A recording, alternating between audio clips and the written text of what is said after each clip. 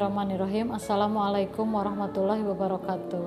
Alhamdulillah hari ini di pertemuan kali ini kita masih bisa bertemu walaupun jarak kita berjauhan ya. Dan Ibu ingatkan kembali kalian tetap selalu jaga kesehatan kalian dan tetap semangat untuk belajar karena kondisi seperti ini bukan membuat kita untuk jadi malas atau apapun, tapi kita harus bersemangat karena hanya orang-orang yang kreatif dan hanya orang-orang yang mau menonton dan sesuatu hal yang bermanfaat ini akan menjadi orang-orang yang siap nanti untuk siap nanti untuk menjalani kehidupan selanjutnya. Karena Ibu yakin banyak sekali orang-orang yang saat ini merasa putus asa dan akhirnya mereka tidak mau lanjut atau apapun, akhirnya siap-siap untuk mendapatkan masa depan yang suram kayak gitu. Jadi ingat selalu semangat untuk belajar ya. Oke, nah di pertemuan hari ini kita akan lanjutkan materi masih ngomongin biologi di kelas 10. Di pertemuan sebelumnya Ibu sudah membahas mengenai keanekaragaman hayati pada makhluk hidup. Kita tahu ya keanekaragaman ada 3 macam, ada gen, kemudian ada spesies, dan satu lagi ada yang disebut dengan keanekaragaman ekosistem. Nah, ngomongin keanekaragaman gen atau misalnya spesies itu kan berhubungan dengan yang namanya makhluk hidup ya, ada itu tumbuhan ataupun hewan. Nah, di pertemuan kali ini kita akan membahas mengenai persebaran hewan yang ada di Indonesia. Nah, adapun tujuannya yaitu untuk mengetahui persebaran hewan di Indonesia dan juga mengetahui karakteristik dari hewan-hewan yang ada di Indonesia. Nah, jadi kalau kalian perhatikan, kita tahu bahwa negara Indonesia, kalau kalian lihat di gambar, ini adalah peta dari negara Indonesia, di mana Indonesia merupakan salah satu negara yang memiliki pulau yang sangat banyak, sehingga mengakibatkan keanekaragamannya juga sangat banyak.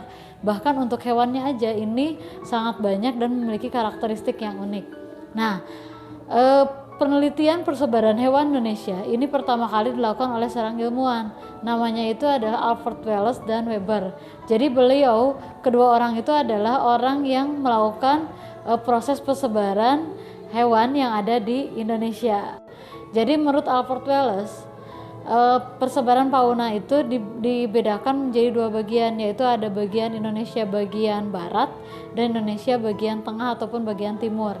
Kenapa? Karena Wallace ini dia menganggap bahwa Indonesia bagian barat dengan Indonesia bagian timur ataupun tengah memiliki karakteristik hewan atau fauna yang sangat berbeda ya, sehingga dia membagi kayak gitu.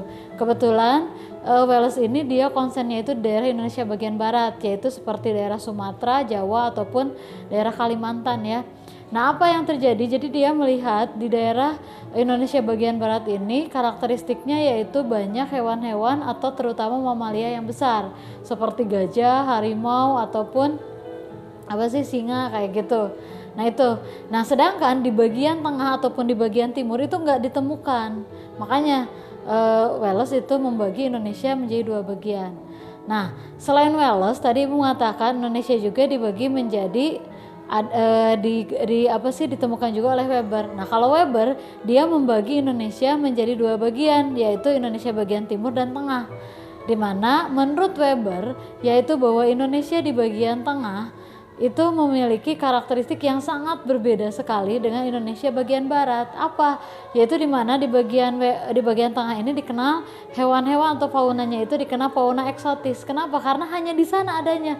Seperti apa? Seperti anoa, babi rusa atau satu lagi komodo ya.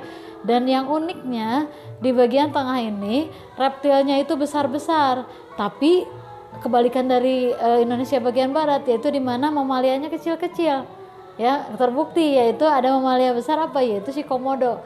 Nah, mamalia kecilnya yaitu si mamalia kecilnya itu pernah ya ada dulu itu ditemukan yang namanya gajah kecil. Kenapa bisa seperti itu? Karena makanannya yang harusnya makanan di daerah bagian tengah itu kebanyakan cocok untuk reptil, sehingga reptilnya besar dan mamalianya kecil-kecil. Dan terakhir untuk Indonesia bagian timur itu biasanya ciri khasnya itu terkenalnya dengan hewan-hewan berkantung atau marsupialia ya.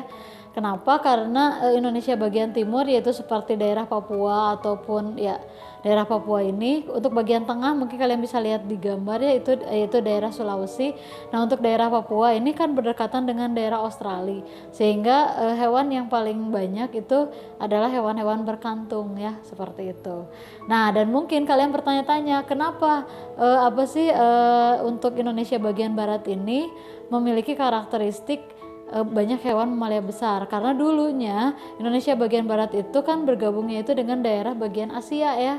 Jadi kebanyakan hewan-hewan di sana itu adalah hewan-hewan yang mamalia besar. Berbeda dengan Indonesia di bagian timur yang berdekatan dengan daerah apa itu teh, daerah Australia kayak gitu. Nah, jadi apa sih mungkin untuk pembahasan persebaran fauna. Nah, di sini juga Ibu tuliskan juga karakteristik lainnya ya dari hewan-hewan yang ada di Indonesia bagian barat, bagian tengah, dan satu lagi bagian timur. Oke, pembahasan hari ini cukup dulu sekian. Mudah-mudahan ada manfaatnya. Kalau kalian penasaran atau mau tanya-tanya, boleh tanyakan langsung ke nomor Ibu di bawah ini.